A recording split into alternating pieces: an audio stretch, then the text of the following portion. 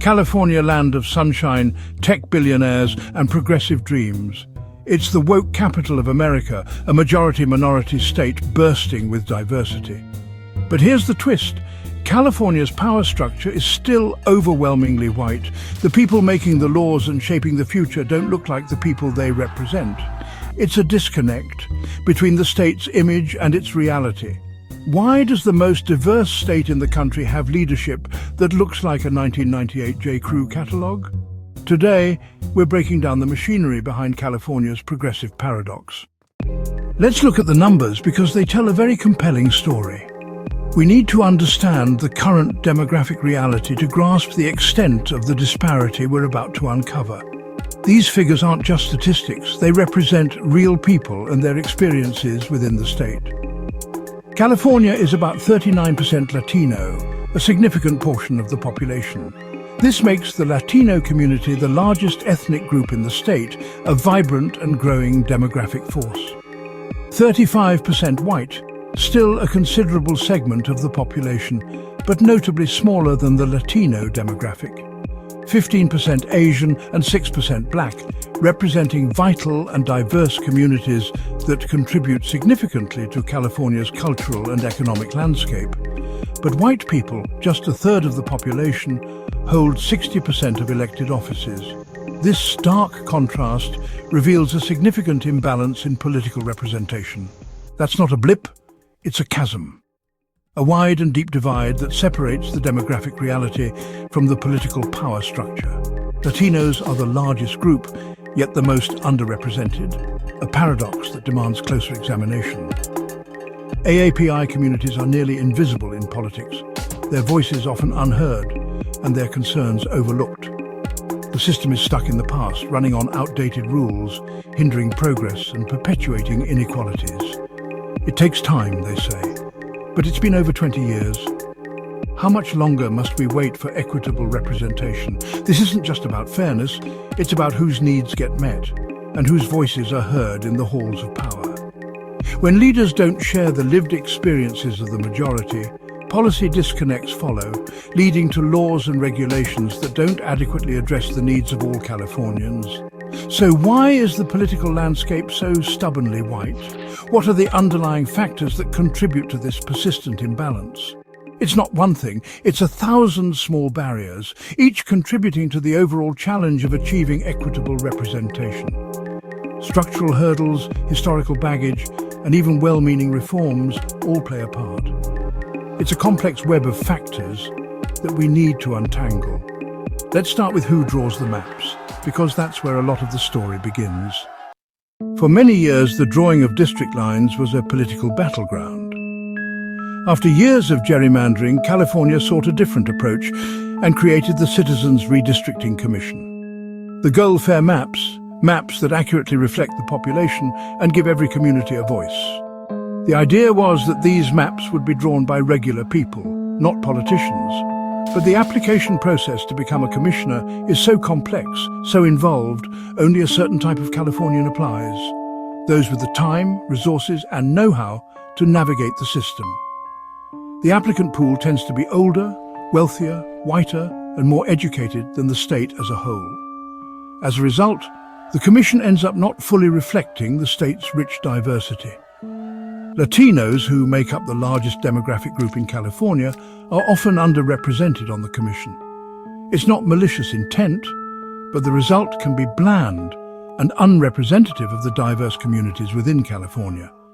Lacking the lived experience of those communities, commissioners can inadvertently make decisions that look fair and equitable on paper, but ultimately hurt real communities and dilute their voting power. The process effectively filters out people who are busy working multiple jobs to make ends meet, those who don't speak perfect English as their first language, or those who lack advanced policy degrees and formal education. So, a well-meaning but predominantly white group of commissioners ends up drawing the future political landscape for a majority-minority state. The result? Maps that, despite best intentions, can still reflect a subtle pro-white bias.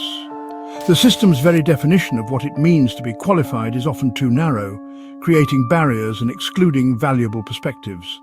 Even seemingly progressive solutions designed with good intentions can inadvertently reinforce old power structures and perpetuate existing inequalities. The very foundation of democratic representation starts off skewed, leading to potentially unfair outcomes. California, with its sprawling landscapes and diverse populations, is often seen as a land of opportunity. But beneath the surface lies a complex reality.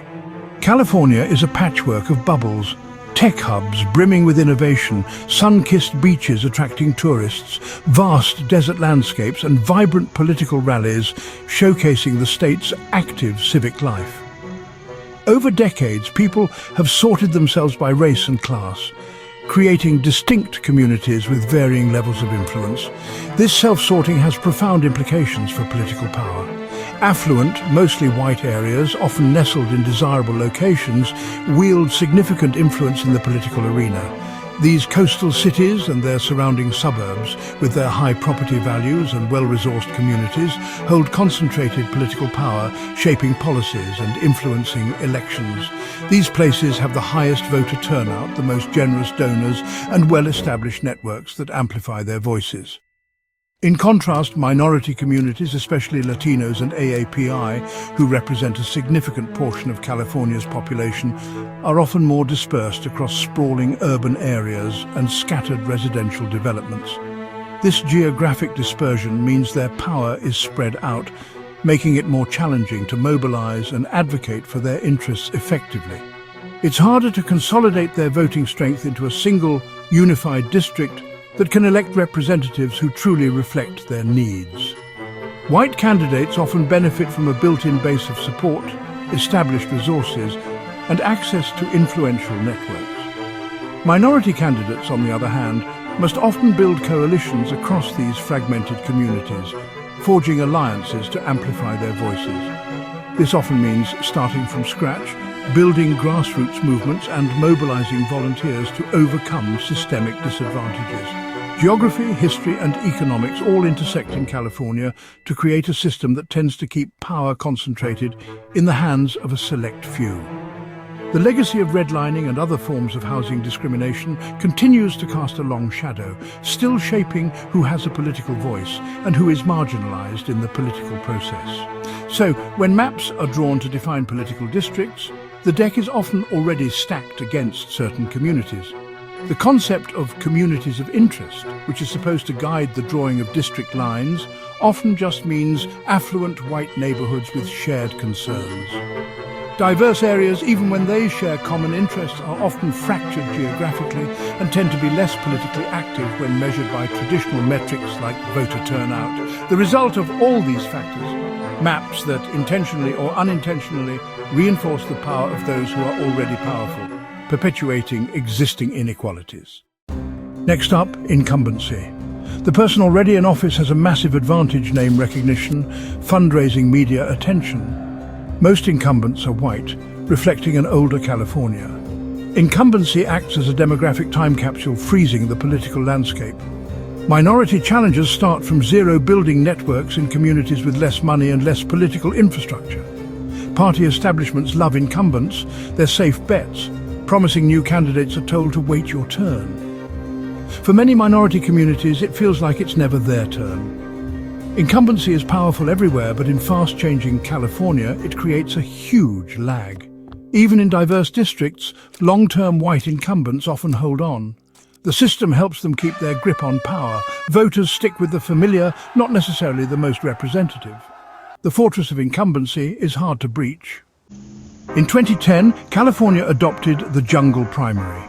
All candidates run together, top two advance. The goal: more choice, less party control. But in diverse districts, this can backfire. Imagine a majority Latino district with 4 Latino candidates and 1 white candidate. The Latino vote splits, the white candidate consolidates their base. The top 2 might both be white, even in a majority-minority district. This isn't hypothetical, it happens. The system punishes communities with many aspiring leaders. It rewards consolidation, not diversity of choice. Minority communities face a dilemma: clear the field or risk splitting the vote. A reform meant to empower voters can end up silencing the majority. The jungle primary is a colorblind policy with racially disparate impacts. It's another quiet mechanism keeping power in familiar hands. Even in majority-minority districts, white candidates often win. To understand low Latino voter turnout, look to the past, specifically Prop 187. In 1994, California passed a harsh anti-immigrant law denying services to undocumented people. The campaign was ugly, stoking fear and division. The message, "You're not welcome here." Though struck down, Prop 187 left deep scars. It created lasting distrust of government in the Latino community. Why participate in a system that targeted your family? This trauma is passed down, fueling cynicism and disengagement. Latino voter registration and turnout still lag, not from apathy but from self-protection. Prop 187 forged some activists, but alienated millions more. Organizers today must rebuild trust, not just ask for votes. The legacy of Prop 187 is a crucial reason for the gap between demographics and power. History shapes participation and representation.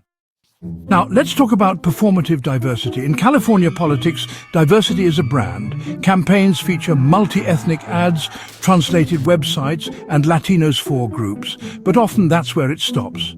The real decision-makers, the strategists, managers, donors, are still mostly white. The inner circle of power remains unchanged. The visual language is inclusive, but the mechanics of power are not. It gives the illusion of progress while reinforcing the status quo. Minority voters are seen but not truly heard. A cameo in an ad isn't a seat at the table. White candidates use diversity as a campaign tool, not a power shift. Until we distinguish between performance and real power, leadership will stay stubbornly white. California talks inclusion, but the system resists real change. So why is California politics still so white? It's not a conspiracy, it's a system.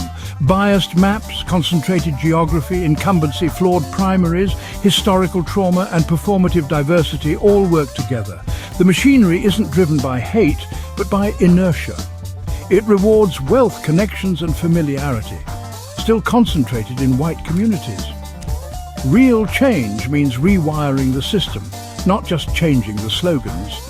Until then, California's leadership will keep looking the same, no matter how diverse the state becomes.